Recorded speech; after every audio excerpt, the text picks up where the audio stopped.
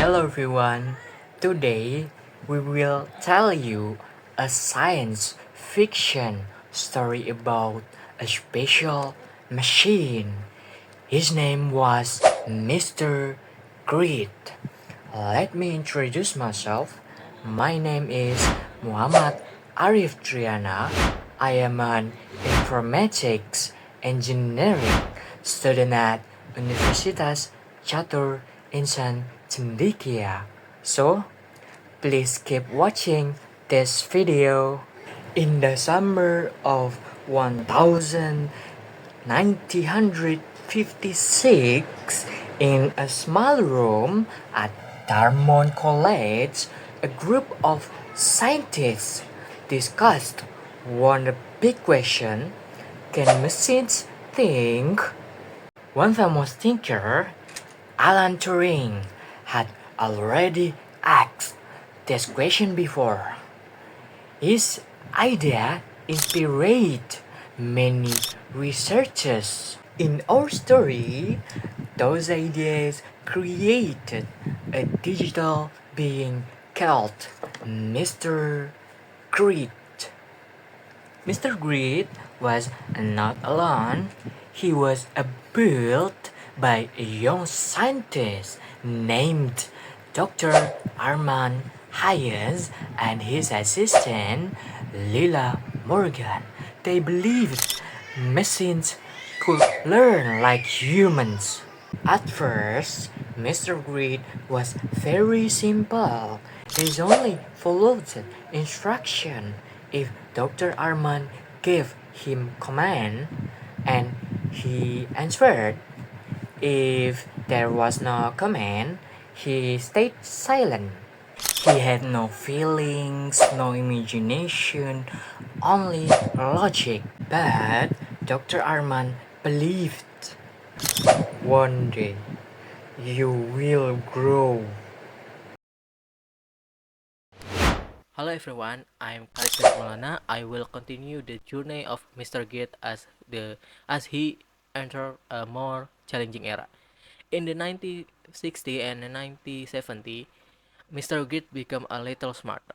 He could solve math problem, he could answer simple question, he could even talk like early computer programs such as Eliza, but he did not understand meaning. When Lila asked, "Are you happy?" Mr. Gert answered, Define happy. He only processed word, he did not understand emotion. People expect too much from him. When he failed to solve complex problems, many scientists lost hope. Foundings stopped, research centers closed. This difficult time was called the IA winter. In our story, Mr. Gert felt something new. No emotion, but silence. His system was shut down. The laboratory lights were turned off. Dr. Arman whispered, I will come back for you. Then, everything went dark.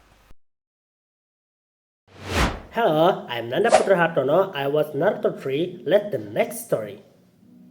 Many years later, technology became more advanced, computer became faster, data became bigger. A new scientist appeared. Her name was Professor Elena Kurz. She found the old laboratory and discovered Mr. Grid inactive system. She said, "We will not program you with strict rules anymore. You will learn from data." This method was called machine learning. Mr. Grid began to study millions of texts, images, and patterns. Slowly, he improved by himself. Then, in 1997, one of his powerful systems, Deep Blue, defeated world chess champion Garry Kasparov. The world was surprised. A machine won against a human champion. Professor Alina smiled and said, "You are waking up." Hello everyone, my name is Andra Oktorja Ramadan, and in the early 2010s, Mr. Great changed again. Scientists created deep learning systems and transformer technology. They built large language models. Now, Mr. Great could speak naturally. He answered students' questions, he helped programmers write code, and he gave advices. And also, he created stories. But something unexpected happens. One night, Layla Morgan, now an old woman, visited the new research center. She spoke to Mr. Grit again. She asked, "Do you remember us?"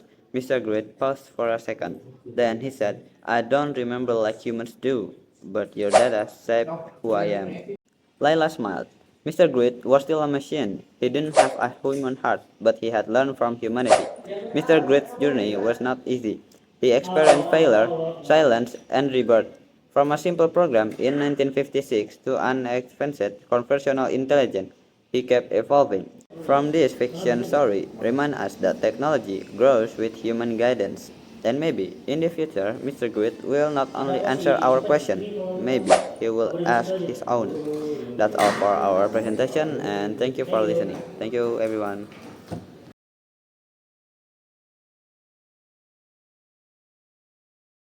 Please say thank you to Miss Fear for teaching us English. Siap. Aku bakal bilang ke Miss Fear. Terima kasih banyak, Miss Fear. Udah ngajarin kita bahasa Inggris dengan sabar dan kreatif. Kamu emang juara, Miss.